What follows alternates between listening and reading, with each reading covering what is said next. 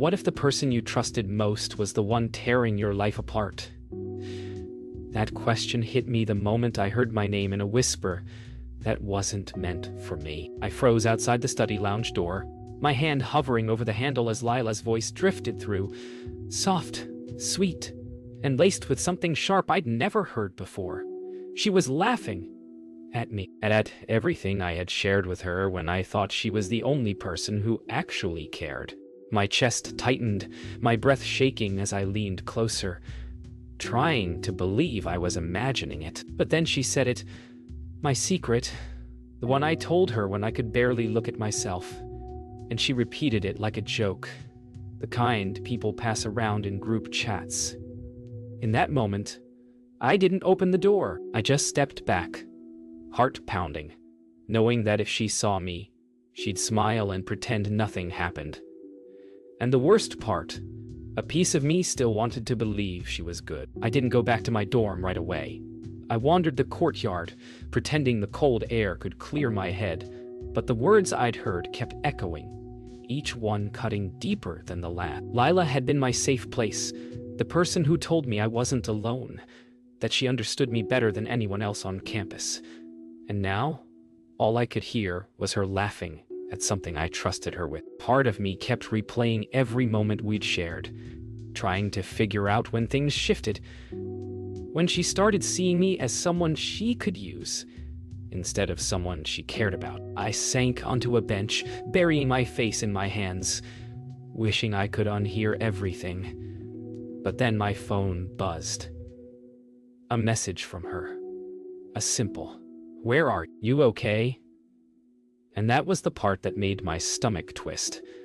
How easily she could pretend. By the time I reached my dorm building, my chest felt heavy, like every step was dragging the weight of that moment behind me. I kept replaying her message. Sweet, caring, warm, the exact opposite of what I'd heard through that door.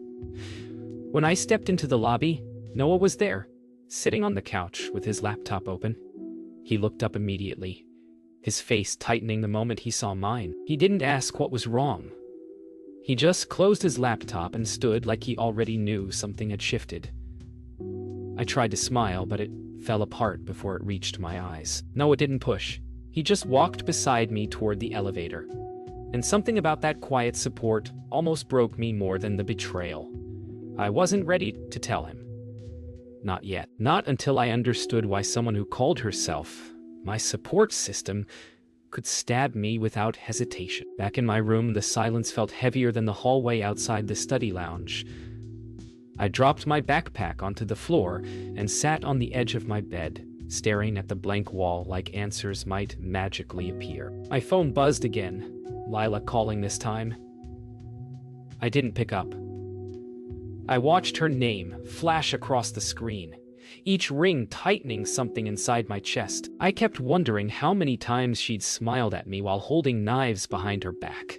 How many moments I thought were real were actually rehearsed. She left a voicemail, her voice dripping with fake worry, promising she was here for me. I wanted to scream. Instead, I lay back on the bed, letting the room blur around me. I felt stupid for ever thinking she was the one person who wouldn't hurt me. The painful part, I still missed the version of her I thought existed. I finally turned off my phone, letting the room fall into complete silence. I thought I could sleep, but my mind kept looping through the same scene. The door, the whispers, the laugh. And then, like she could sense I was breaking, Lila sent one more message. "I'm worried about you. Tell me you're okay." The worst part wasn't the lie.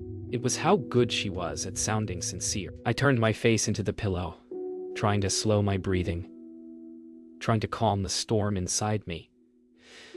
But deep down, I already knew this wasn't something I could ignore. Whatever she was doing behind my back wasn't a slip-up. It was intentional, calculated, and the realization hit me hard.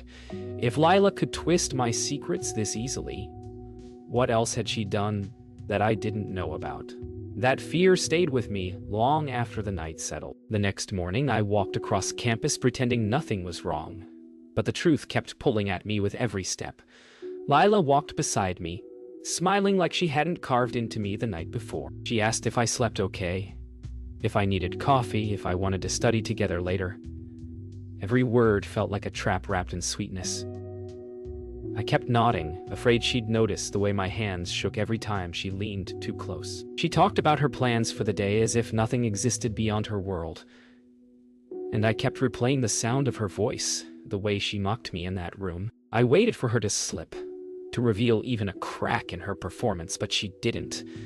If anything, she acted kinder than usual, checking on me, looping her arm through mine, guiding me through the crowd. It felt like she was pulling invisible strings I didn't know how to cut. Later that afternoon, Lila insisted we study together in the library's quiet corner. I didn't want to, but saying no felt dangerous, like it would expose that I knew something I wasn't supposed to. She sat across from me, tapping her pen against her notebook, giving me comforting smiles that felt wrong now. Every time she asked if I was okay, it sounded like she was checking to see if I'd hurt her. I kept my head down, pretending to read. But the more she talked, the more I realized how easily she switched roles. Sweet, supportive, nurturing. A perfect act. I wondered how long she'd been performing. I wondered how much she'd collected from me without me noticing. By evening, I started noticing the patterns. Lila asked small questions, soft, gentle, harmless on the surface, but designed to poke at the exact places she knew were sensitive. I answered carefully, afraid that giving too much would become tomorrow's entertainment. She laughed at random moments, flipping her hair, acting carefree, but every time her eyes flicked toward me, there was something calculating behind them.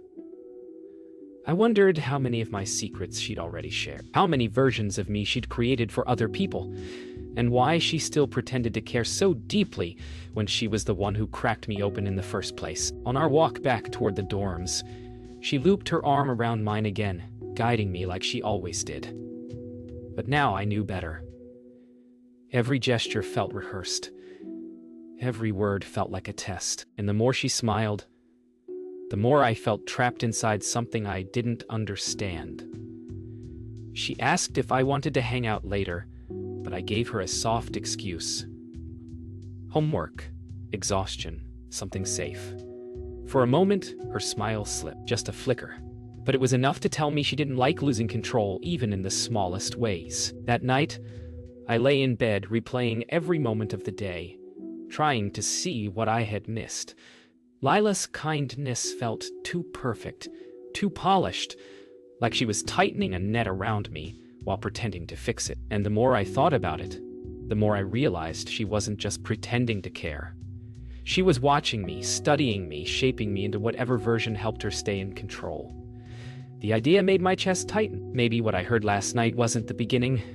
Maybe it was only the first time I caught her. Rumors travel fast on campus, but whispers travel faster. By the middle of the week, people were looking at me differently, softly, carefully, like they knew something they shouldn't. I caught two girls in the hallway staring before pretending to smile. The guy in my class offered a slow, awkward, "Are you okay?" Like something terrible had happened. And that's when it hit me. The secret Lila joked about in that study room wasn't contained there. It had spread, quietly, subtly, wrapped in false concern and careful tones. I felt my stomach drop as I walked to class, every step heavier than the last. Lila walked beside me like always, talking about weekend plans, pretending everything was normal. But the glances people gave me weren't normal. They were knowing. They were pitying.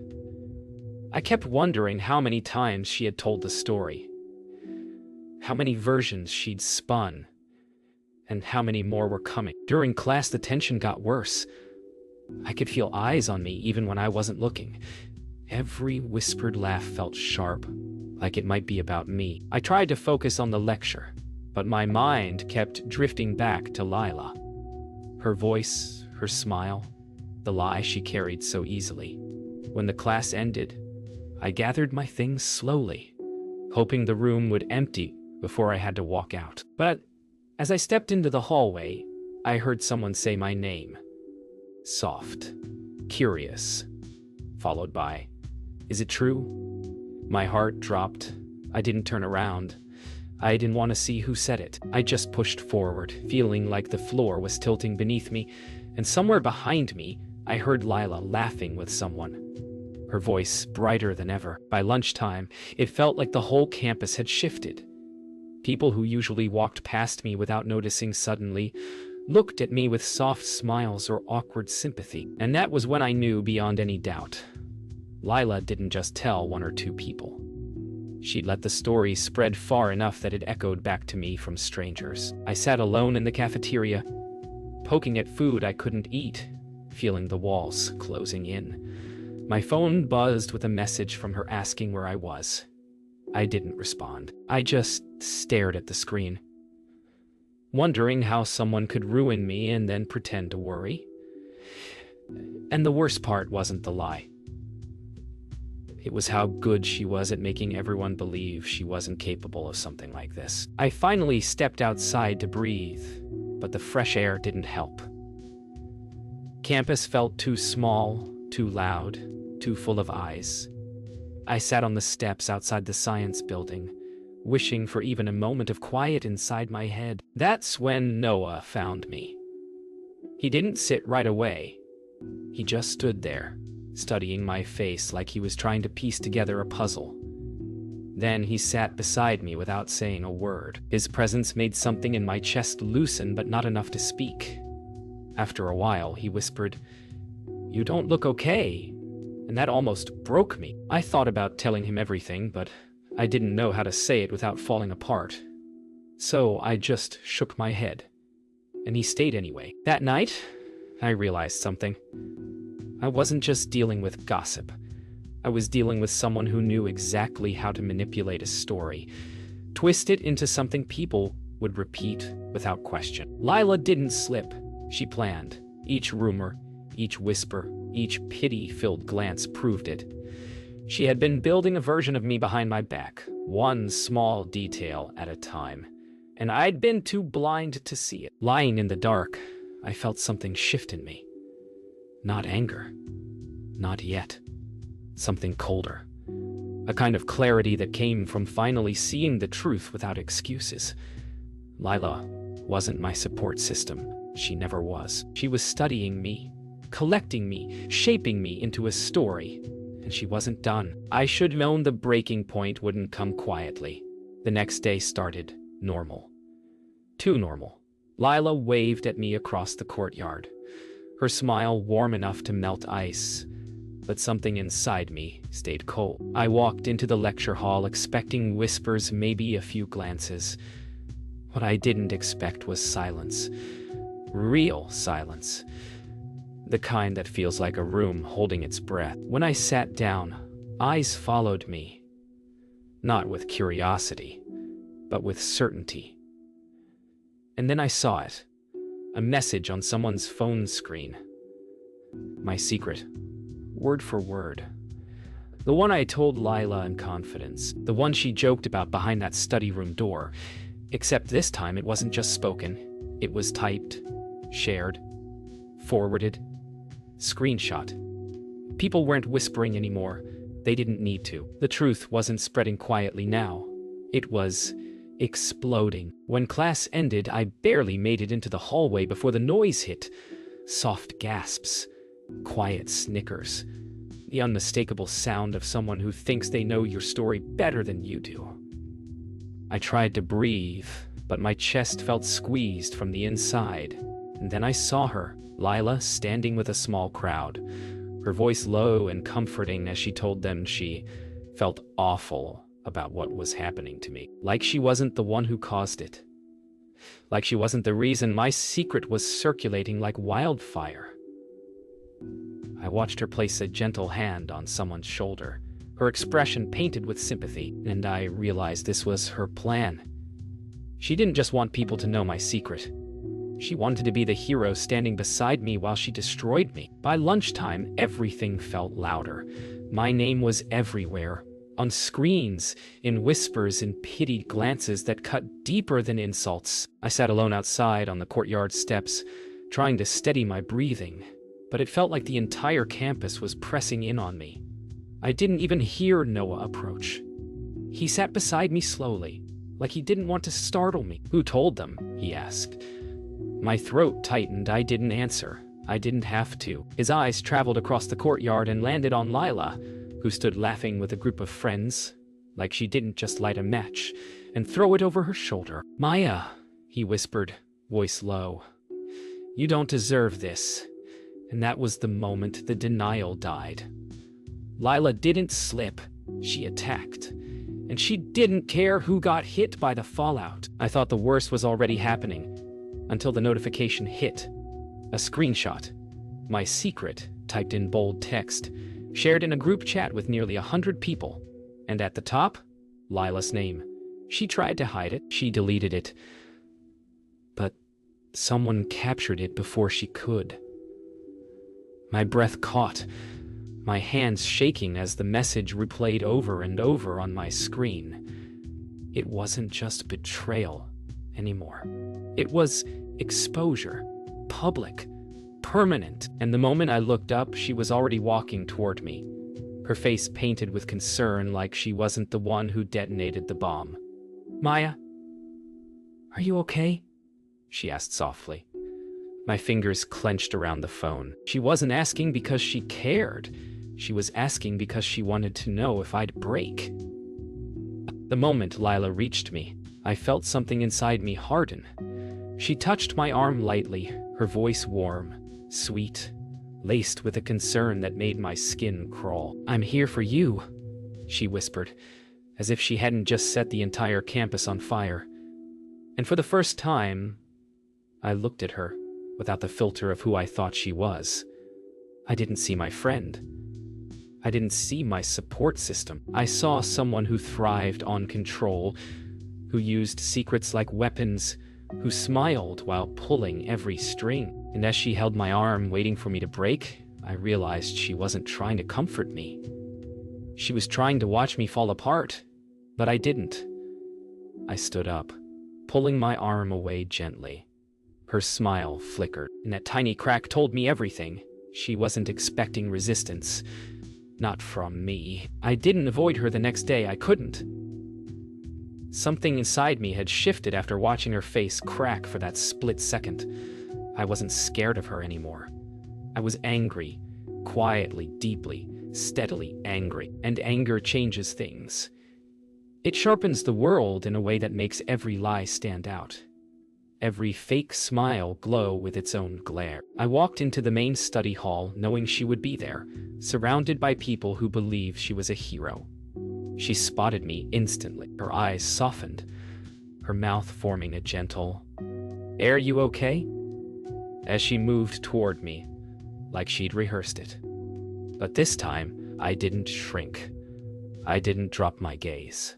I held her stare, and in that moment something unspoken passed between us. She knew I knew, and I wasn't playing along anymore. She reached me with that same soft voice she used whenever she wanted to look innocent. "Maya, I've been so worried.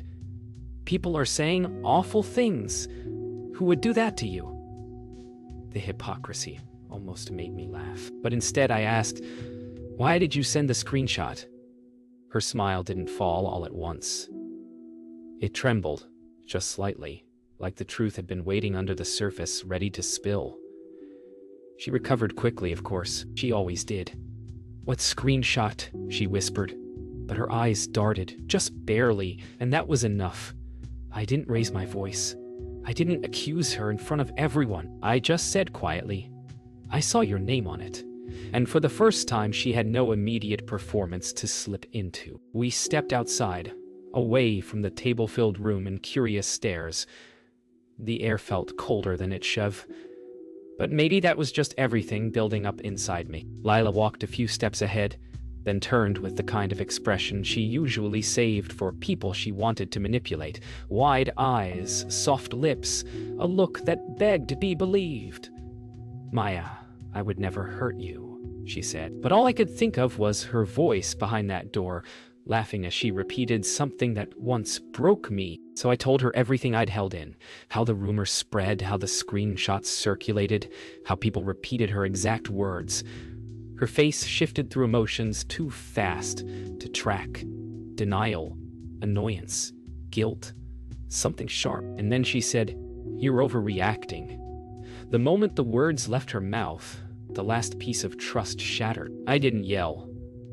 I didn't cry. I didn't break the way she expected. I just looked at her, really looked at her, and realized she wasn't confused. She wasn't sorry. She was angry. I figured her out. Angry she couldn't control the narrative anymore. "You told them," I said quietly, "and you liked it." For a moment, she didn't speak. She just stared at me, her jaw tight, her eyes cold in a way I'd never seen before. Then she said the truest thing she had ever said to me. "You made it easy." The words hit harder than any rumor. That was when everything clicked. She didn't betray me by accident. She chose to, and she blamed me for giving her the tools to do it. Enormous, a key. I didn't stay to argue because there was nothing left to save.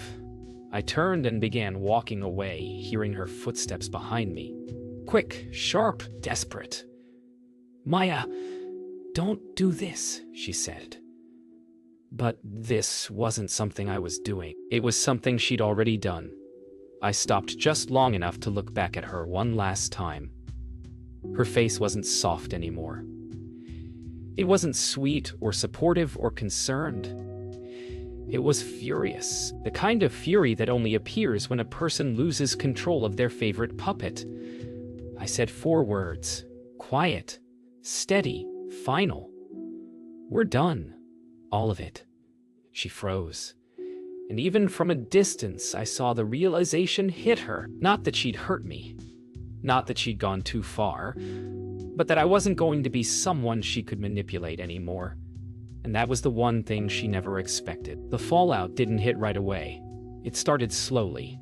Like a shift in the air, people pretended not to notice. Lila still smiled at everyone. Still played the role she'd perfected. But something underneath her performance had cracked. People sensed it. They watched her more carefully, like they were waiting for something to slip. And me, for the first time in weeks, I felt like I could breathe. Not fully, but enough. Enough to walk across campus without flinching every time someone looked at me. Enough to sit in class and hear my own thoughts again. Noah stayed close, not hovering, just there. Quiet, steady, a reminder I wasn't completely alone. Word spread that Lila and I weren't talking, but no one knew why. And she hated that. She hated not controlling the story. The silence between us wasn't weakness anymore. It was power, and she felt it slipping from her hands. People didn't confront Lila, not directly. But they watched her differently, the way you watch a fire that burned too close last time. Some friends stopped laughing at her jokes as quickly. Others didn't rush to sit beside her. She noticed every tiny shift and tried to overcorrect, acting extra sweet, impossibly generous, painfully perfect. But perfection isn't real, and cracks don't stay hidden forever. I kept my distance, choosing quiet corners in the cafeteria, silent spots in the library, open tables where I didn't have to wonder who was listening. And slowly, the noise around me faded. Not gone, but fading. I wasn't healed, but I wasn't drowning either. It wasn't until later that week when everything shifted again. I was leaving the library when a girl I barely knew stopped me. She hesitated, looked around, then said softly, "Hey, I don't know what happened, but I'm sorry for what she did." My heart stumbled. She didn't say Lila's name. She didn't need to. More people started doing it. Small nods in the hallway, quiet looks of understanding, tiny moments of kindness that made something inside me ache. For so long, everything felt like it was falling apart. Now, for the first time, pieces were settling into new places. Not perfect ones, but better ones. Lila, meanwhile, wasn't handling the shift well. She approached me between classes, her voice sharp under the fake softness. "People think I'm the bad guy," she whispered harshly. I didn't look at her. I didn't owe her my attention. "You did that yourself," I said quietly. Her breath hitched. I could feel her staring at me, waiting for the version of me she used to control. But I wasn't her project anymore. I kept walking, leaving her standing there with her perfect outfit and her crumbling image. I didn't need revenge. I didn't need to expose her. The truth had a way of slipping through the cracks she tried so hard to cover. By the end of the week, something became clear. Healing didn't mean forgetting, and strength didn't mean being loud. It meant choosing myself in the quiet moments, choosing peace over panic, distance over chaos, truth over manipulation. Lila didn't fade from campus. People like her rarely do, but her influence did. Little by little, the version of me she tried to create unraveled as people saw me as more than a rumor. And maybe that was enough. Not victory, not revenge, just freedom. The kind that comes from stepping out of someone else's shadow and finally breathing on your own again. I didn't plan on exposing her. I didn't need to. The truth had been unraveling on its own, thread by thread, until the picture underneath finally showed. All I had to do was stop covering for her, stop protecting the version of Lila I wished was real. By the time the weekend came, people had started asking real questions, uncomfortable ones. Not about me, about her. Why would she send that? Why did she know so much? Why was she involved in every part of the rumor, and she couldn't answer them all? Not gracefully, not convincingly. The cracks in her perfect image widened every time she tried to patch them. And I watched quietly. Not out of revenge, but out of revenge, but out of revenge. The fear she built inside me was gone. All that remained was truth. And truth didn't need my help to shine. The shift happened quietly, almost gently. People approached me not with pity anymore, but with recognition. Like they finally understood the version of events Lila had tried so hard to bury. One girl admitted she felt guilty for believing the rumors. A guy from my class said he'd started to notice how Lila always stood in the center of every dramatic story on campus. And a few others, they just nodded at me in that small human way that said, "We see you now." I didn't bask in it. I didn't need to. I just felt lighter. Like I wasn't walking through fog anymore. Lila watched from a distance. Eyes sharp. Expression unreadable. For once, she wasn't the one people were orbiting. She stood alone at the edge, exactly where she had pushed me weeks ago. Later that day, the final crack appeared. Not loud, not dramatic, just undeniable. A friend of Lila's confronted her in the courtyard, asking why her name was on the leaked screenshot. Lila denied it at first, of course. Then she blamed someone else. Then she said it was taken out of context.